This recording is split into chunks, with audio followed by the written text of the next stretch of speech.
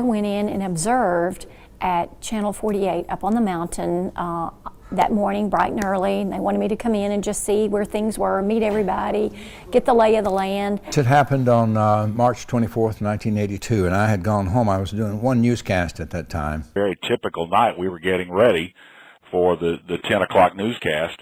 Just finished the news tease for the 10 o'clock news, and so threw my keys on the desk because I had to write the 10 o'clock news and then head out the door. Coming up Governor's Drive, I noticed the downtown station number 1 fire trucks pulling out, heading up the mountain. I'm thinking, man, this must really be bad if they're sending more fire trucks, because we have this fire station on Montesano to start with. So that night, I had gone back to my sister's house, and I'd gotten a new outfit because I was all excited. It was my first full-time job. I was excited. The night of the fire, the amazing thing is we just thought it was a fire drill. The first thing I remember about it is Stan Evans coming down the staircase saying, "We've got a bad fire upstairs. We need to get out." No sooner does he say that than this huge column of black smoke comes blowing down the staircase after him.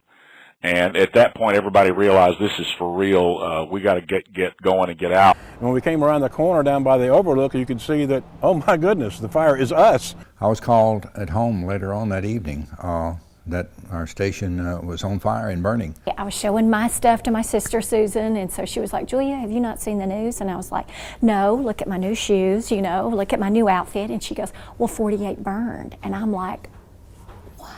And we headed out the door. So we started, after we got out, we started to go back in and make sure everybody was okay. But by that time, there was too much smoke. There was too much going on in the building. And everybody said, "Stay out." We got everybody out. That's what's most important. And then we basically stood there and watched the thing burn. And that was the last I saw of those keys and or anything else that was in that building. So they had the driveway blocked off, and we couldn't get in the driveway.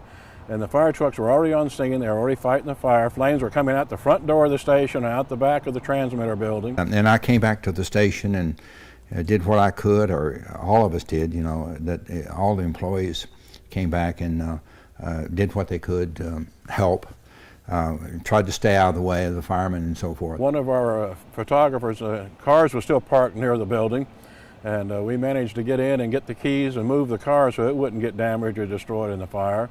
A couple of us got some bottles of water and took them around the back side of the station down the hill to give to the firefighters fighting the fire. The main thing is that no one was hurt or killed in the fire. That's the main thing that I think we all, when we look back, we think how fortunate we were. The most amazing thing to the staff is that the American family who owned the station at the time immediately told us they were keeping us on full salary. They were keeping all the team together. And that was amazing for business owners. They could have easily have taken the insurance and laid us off for 2 months, but they didn't. The next day, steel I-beams that were used to support the roof that had literally been twisted like pieces of taffy. That's how hot that fire got. That's one of the things I remember about it. It was, you know, literally the next morning, you know, let's go through and get what we can out of the building, which there wasn't much.